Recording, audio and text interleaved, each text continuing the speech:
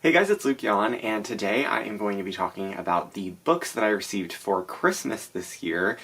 I always do a book haul for my birthday and Christmas because it's really the only time that I get like a lot of books at once. I don't buy a ton of books these days, so yeah, I usually save in the 6 months between my birthday and Christmas and my birthday the list of books that I would like to receive. So I'm excited to talk about them all with you here today. So the first book that I have to show you is I, Medusa by Ayana Gray. I actually just read this book. It was the second book that I read in 2026, and this is obviously a Medusa retelling, and I love Ayana Gray. I read her Beasts of Prey trilogy, and it's one of my favorite series of all time, and I was really interested to see that she has a Medusa retelling because I love mythology, and I thought that she would have a really interesting take on this story, and I'm going to talk about it more when I do a wrap-up discussing this book, but I love the cover of this book. I think the pages are so cool, and then obviously underneath the dust jacket there's a like green hardback that says Maiden Mistress Monster Myth, and I just think the packaging of this book is really cool, and I am excited to own it now. Speaking of cool packaging on books, the next one I have is Catabasis by R.F. Kuang, another book I just read. This was the last book that I finished, and this is a story that follows two main characters named Alice and Peter, who end up sojourning through hell in search of their professor who recently died because they need to bring him back to Earth, or the mortal corporeal realm, so he can write them recommendation letters for their PhDs. So I really loved this book. Again, I'll talk about it more when I do a wrap-up, but this is the deluxe edition, and it is so beautiful. There's obviously this bronze kind of foiling, and then same on the side, but then the real treat are the end pages, which are just so beautifully detailed. I think these are probably the prettiest frayed edges I have. And then the end papers are also very, very cool. Hold on. They have these drawings in them, and then the under the dust jacket is nice as well. So yeah, happy to finally have my hands on a physical copy, and happy to have read this as well. Okay, I'm going to talk about the next two books together. I have One of Us is Next and One of Us is Back by Karen M. McManus. These are books 2 and 3 in the One of Us is Lying Bayview trilogy. I read One of Us is Lying at the very end of 2025, then I picked this book up immediately because I needed to know how the story would continue. This was my last book of 2025, and this was my first book of 2026, and I really, really enjoy this trilogy. I'm happy that I have it all now, and yeah, really excited to add this new favorite series to my read shelves. Next, I have another continuation / finale, and that is Crimson Rain by Amelie Wen Zhao. This is the finale to the Blood Heir trilogy. The first book is Blood Heir, and the second book is Red Tigress. I read Red Tigress in December, so again, I'm going to talk about that when I do my wrap-up for the end of 2025, but yeah, I'm really excited to have this finale. I really have enjoyed both of the first two books in this series, so I'm excited to see how it all wraps up. Then I have Never Ever After by Su Lin Tan. I don't really know anything about this book, but I thought the cover was really interesting. It kind of reminds me of a Stephanie Garber novel. It feels very adjacent to that. I'm assuming it is some sort of retelling. I think maybe Cinderella? Yep, Cinderella. But I know this author has a very popular previous duology, which I haven't read before, The Daughter of the Moon Goddess, but it does interest me, so maybe I'll pick that up if I end up loving this. But again, this is just...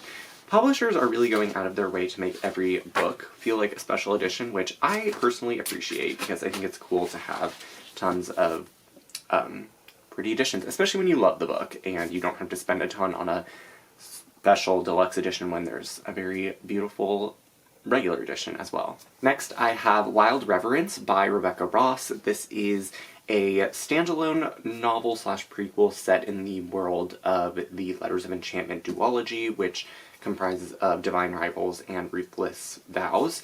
And I read that series. I read Divine Rivals at the end of 2024, and then Ruthless Vows at the beginning of 2025, and I really loved both of them, so I'm excited to read this book. I have heard great things about it. I don't know a ton, shocker, but I trust Rebecca Ross. I've loved tons of her other books as well in addition to that duology, so I think this will be another knockout. And again, just a really beautiful standard edition. The end papers are very cool as well, and then under the dust jacket we have a cool illustration. So I'm excited to dive into this book, and I know it's going to be super whimsical and magical and romantic, so very excited. Then I have The Wayfinder by Adam Johnson.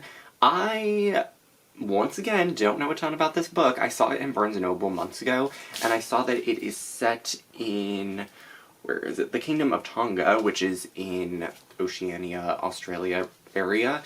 And I've never read a book set there, and I'm trying to read as many books from different countries as I possibly can, so I thought this one would be interesting, and the author is apparently a Pulitzer Prize winner, so I think this will be good to dive into if I'm wanting like a more dense historical literary novel. Next, I have Sisters of Sword and Song by Rebecca Ross, another Rebecca Ross novel, and I believe this book is kind of Greek-inspired, or it's set in a world that is Greek-inspired, and it follows two sisters. But apart from that, once again, don't know anything, but I think it'll be a fun read, hopefully.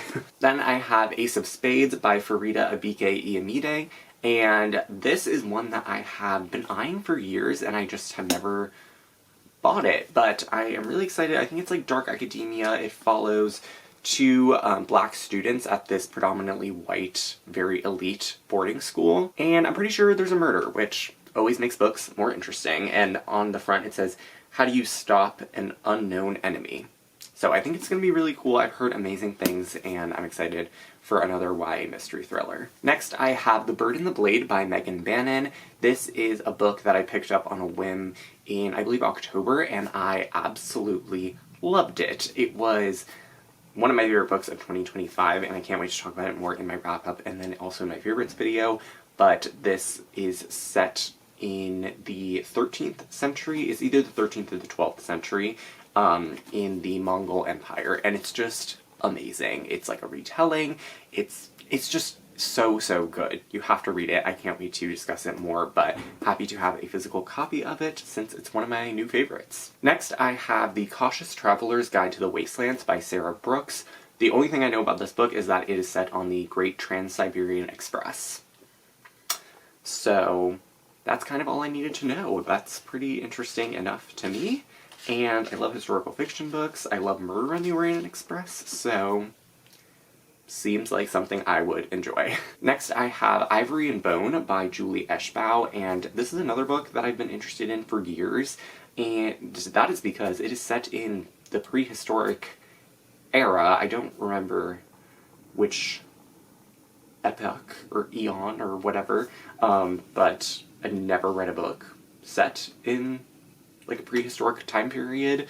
The only piece of media that I've ever consumed that does is Ice Age, so not exactly a very robust list, but Ivory and Bone, I'm excited for this. I believe it's also a Pride and Prejudice retelling, and I think it's set in it's told in second person, so tons of interesting things going on with this book, and I'm excited to dive in at some point. Then I have Black Sun by Rebecca Roanhorse, another book that I've had my eye on forever, and I've heard just absolutely amazing things about this series, but also Rebecca Roanhorse in general. I've never read one of her books, so I think this will be a good place to start. I know it is epic fantasy set in a world inspired by the pre-Columbian South America, so really interested in that, and again, I've heard nothing but amazing things about this series, so I really look forward to seeing what all the hype is about. Then I have Twice by Mitch Albom. This is a book that my mom got for me because Mitch Albom is one of her favorite authors, so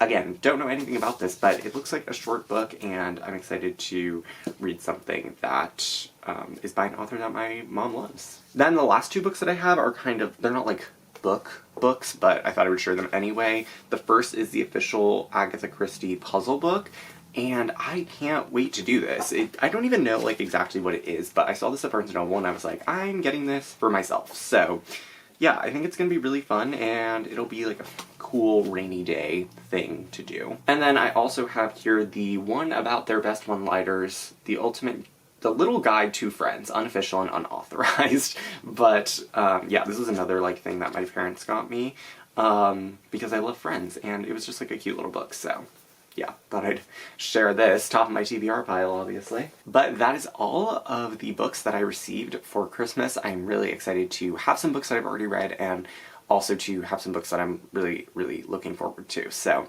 I would love to know what books you might have received if you celebrate Christmas or any other winter holidays, and also your thoughts on any of the books that I mentioned in this video. But that is it. I hope you all enjoyed. All of my social media links are in the description box below, and I'll see you soon for a new video.